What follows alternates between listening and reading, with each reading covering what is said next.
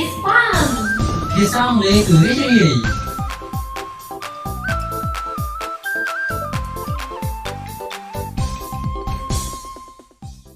Hello អ្នកទាំងអស់គ្នា How are you នាងខ្ញុំវឌ្ឍនាអ្នកទាំងអស់គ្នាកំពុងតែស្ដាប់នៅកម្មវិធី English is fun ភាសាអង់គ្លេសគឺរីករាយនៅក្នុងវគ្គសិក្សានេះខ្ញុំនឹងជួយអ្នកទាំងអស់គ្នាក្នុងការរៀនភាសាអង់គ្លេសជាពិសេសនោះគឺជំនាញក្នុងការស្ដាប់និងការបញ្ចេញសំឡេងដោយមានការចូលរួមពី Tom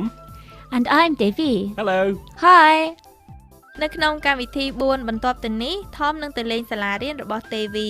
ហើយគាត់ក៏ត្រូវបានណែនាំឲ្យស្គាល់អ្នកដទៃទៀតនៅទីនោះដែរអញ្ចឹងអ្នកនឹងបានរៀនអំពីការណែនាំនរណាម្នាក់ទៅកាន់មនុស្សផ្សេងទៀតជាភាសាអង់គ្លេស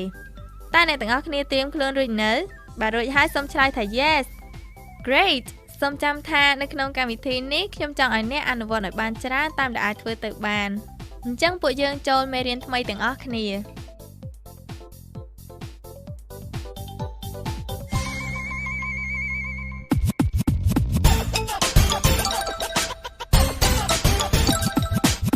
English is fun ផ្ដើមសិក្សា Learn នៅថ្ងៃនេះ Tom កំពុងតែមកលេងនៅសាលារៀនរបស់ Devi នេះគឺជាលើកទី1ហើយដែល Tom មកលេងនៅសាលារៀននៅប្រទេសយើងប៉ុន្តែគាត់មិនមានការព្រួយបារម្ភទេដោយសារតែ Devi ជួយណែនាំគាត់ទៅកាន់មិត្តរបស់នាងជាច្រើនព្រមទាំងទៅកាន់គ្រូរបស់នាងផងដែរកុំបារម្ភអីប្រសិនបើអ្នកមិនទាន់យល់នៅអ្វីដែលពួកគេនិយាយខ្ញុំនឹងពន្យល់នៅពេលបន្ទាប់ជាដំបូងត្រូវស្ដាប់សិន Tom, this is Mr. Pirret. He is my teacher. Hello Mr. Pirret Nice to meet you Mr. Pirret, this is Tom. He's my friend from England. Nice to meet you, Tom. Welcome to our school. តើអ្នកទាំងអស់គ្នាយល់បានប៉ុណ្ណាដែរអញ្ចឹងសូមស្ដាប់ម្ដងទៀតមើល Tom, this is Mr. Pirret. He is my teacher. Hello Mr. Pirret Nice to meet you Mr. Pirret, this is Tom. He's my friend from England. Nice to meet you, Tom. Welcome to our school. កុំបារម្ភប្រសិនបើអ្នកទាំងអស់គ្នាមានការច្បោកច្បល់ហើយស្ដាប់មិនយល់យើងនឹងបញ្យល់វាឡើងវិញដល់អ្នកទាំងអស់គ្នាហើយចុងបញ្ចប់នៃកម្មវិធីថ្ងៃនេះអ្នកក៏អាចនិយាយភាសាអង់គ្លេសបានដូចជា Tom និង Devi អញ្ចឹងដែរ Learn ផ្ដើមសិក្សា សូមស្ដាប់នៅឃ្លាទី1ម្ដងទៀតទាំងអស់គ្នា Devi និយាយថា Tom នេះគឺជាលោកភិរិទ្ធហើយគាត់គឺជាគ្រូបង្រៀនរបស់ខ្ញុំ Tom, this is Mr. Pirret. He is my teacher. តើអ្នកទាំងអស់គ្នាយល់ឃ្លាមួយនេះដែរឬទេ This is Mr. Pirret. នេះគឺជាលោកភិរិទ្ធ This is Mr. Pirret This is មានន័យថានេះគឺជា Mr មានន័យថាលោកហើយភិរិទ្ធគឺជាឈ្មោះរបស់គាត់ភិរិទ្ធយើងប្រើ This is នៅពេលដែលយើងកំពុងណែនាំនរណាម្នាក់ឲ្យមនុស្សផ្សេងទៀតបានស្គាល់អញ្ចឹងសូមថាតាម Devi ម្ដងទៀត This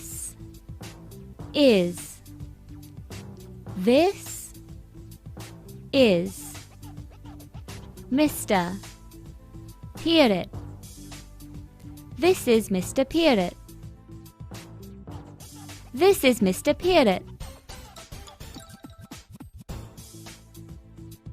ល្អណាស់បន្តមកទៀតនាងក៏បាននិយាយថា He is my teacher. He is my teacher តាមជាក់ស្ដែងគឺមានន័យថាគាត់គឺជាគ្រូបង្រៀនរបស់ខ្ញុំអ្នកទាំងអស់គ្នាប្រហែលជានៅចំណាំបាន3ពាក្យដែរកាលពីមេរៀនមុន He មានន័យថាគាត់ is មានន័យថាគឺជាតែយ៉ាងណាក៏ដោយអ្នកទាំងអស់គ្នានឹងឮពាក្យពីរនេះដែលគេនិយាយភ្ជាប់គ្នាយ៉ាងដូចនេះ He is. His. បន្ទាប់មកទៀត my មានន័យថារបស់ខ្ញុំពាក្យមួយនេះវានឹងឃើញមាននៅក្នុងឃ្លាមួយថា My name's Devi ហើយចុងក្រោយ teacher មានន័យថាគ្រូបង្រៀន He is my teacher គាត់គឺជាគ្រូបង្រៀនរបស់ខ្ញុំសូមថាតាម Devi He is my teacher. He is my teacher. ហើយអ្នកទាំងអស់គ្នាក៏បានឮសូរទម្រង់កាត់ផងដែរគឺ his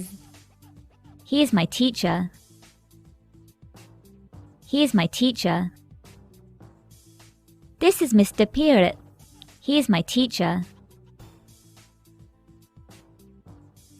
ហើយ Tom ក៏បានឆ្លើយតបវិញថា Hello, Mr. Pirate. Nice to meet you. តើអ្នកទាំងអស់គ្នានៅចាំឃ្លាមួយថា Nice to meet you ដែរទេវាមានន័យថារីករាយណាស់ដែលបានជួបអ្នកសូមថាតាម Tom Nice to meet you. Nice to meet you. បន្តមកទៀត Tevi ក៏បានណែនាំ Mr. Pirate ឲ្យស្គាល់ Tom អ្នកប្រហែលជាអាចស្គាល់ពាក្យមួយចំនួននៅពេលនេះ Mr. Pirate, this is Tom. He's my friend from England. នាងប្រើនៅឃ្លាដូចគ្នាគឺ this is ដើម្បីណែនាំ Tom This is Tom នេះគឺជា Tom បន្ទាប់មកនាងក៏បានប្រើឃ្លា He's my ដែលមានន័យថាគាត់គឺជារបស់ខ្ញុំប៉ុន្តែជំនួសឲ្យពាក្យថា teacher លើកនេះនាងប្រើពាក្យថា friend ដែលមានន័យថាមិត្តភក្តិសូមថាតាម Tevi Mr. Pirate, this is Tom. He's my friend. Mr. Pirate, this is Tom. He's my friend.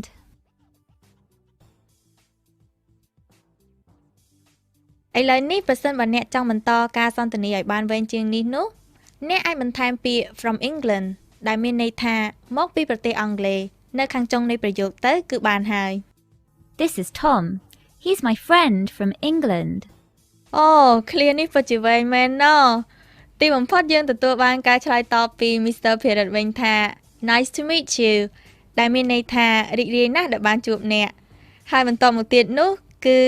សូមស្វាគមន៍នៅការមកកាន់សាលារបស់ពួកយើងដែលភាសាអង់គ្លេសនិយាយថា Welcome to our school. Nice to meet you, Tom. Welcome to our school. Welcome to មានន័យថាស្វាគមន៍ Our school មានន័យថាសាលារៀនរបស់ពួកយើងឥឡូវនេះសូមអ្នកសាកល្បងដោយខ្លួនឯងលោមើលហើយសូមកត់ចំណាំនៅការបញ្ចេញសំឡេងរបស់គាត់ Welcome to our school. Welcome to our school. Welcome to our school. ឥឡូវយើងបានឆ្លងកាត់ការសន្ទនាទាំងអស់រួចហើយអញ្ចឹងសូមស្ដាប់ម្ដងទៀតដោយមិនបាច់ឈប់ម្ដងមួយទេសូមចំណាំនៅឃ្លាថ្មីៗដូចជា This is my teacher, my friend, and welcome to our school. Tom, this is Mr. Pirate. He is my teacher. Hello, Mr. Pirate. Nice to meet you. Mr. Pirate, this is Tom. He's my friend from England. Nice to meet you, Tom. Welcome to our school.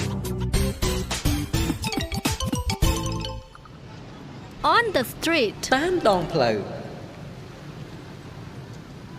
ឥឡូវនេះពួកយើងទៅស្ដាប់ការសន្ទនារវាង Tom និងជនបរទេសដទៃទៀតអ្នកនឹងបានរៀនអំពីការណែនាំនរណាម្នាក់ទៅកាន់មនុស្សផ្សេងទៀតដោយប្រើឃ្លាខាងក្រោម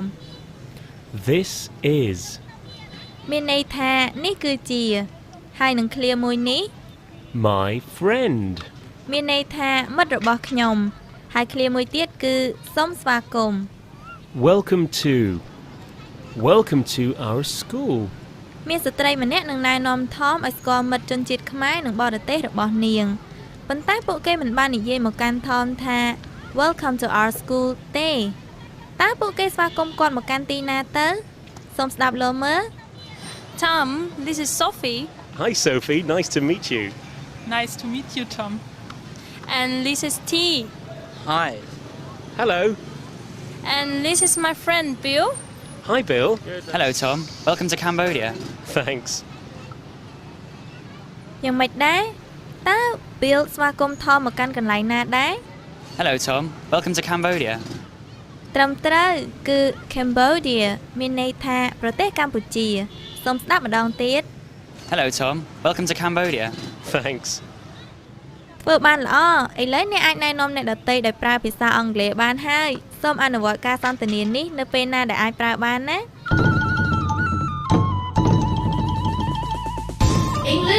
is fun. Sound. រៀនបញ្ចាំងសំឡេង ឥឡូវនេះយើងឈានមកដល់ផ្នែកមួយទៀតហើយគឺសំឡេងនៃភាសាអង់គ្លេស Hello, Watana. Hello Tom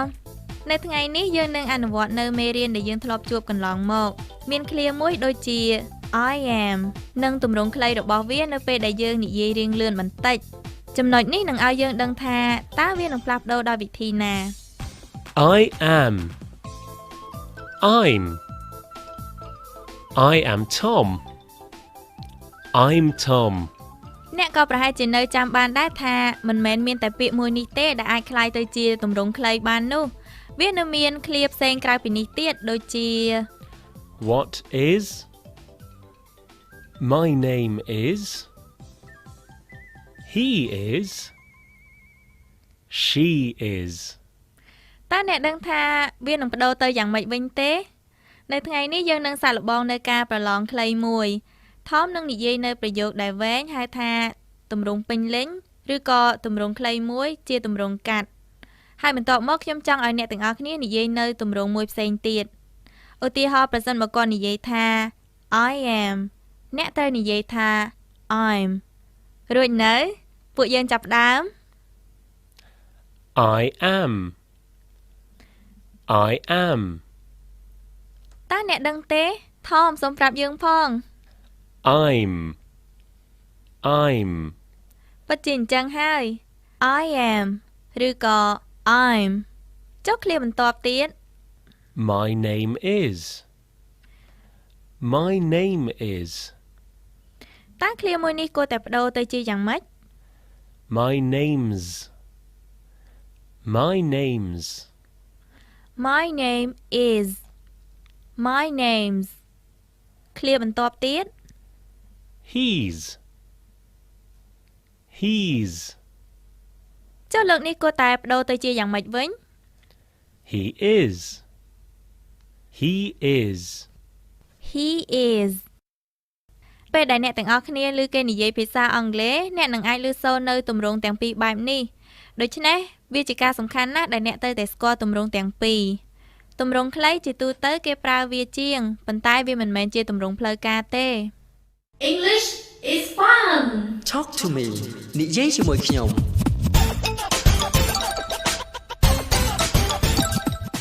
មុនពេលដែលយើងសាកល្បងអនុវត្តនៅមេរៀនដែលយើងបានរៀនកន្លងមកក្នុងថ្ងៃនេះពួកយើងត្រូវស្ដាប់ការសន្ទនាថ្ងៃនេះម្ដងទៀតសិន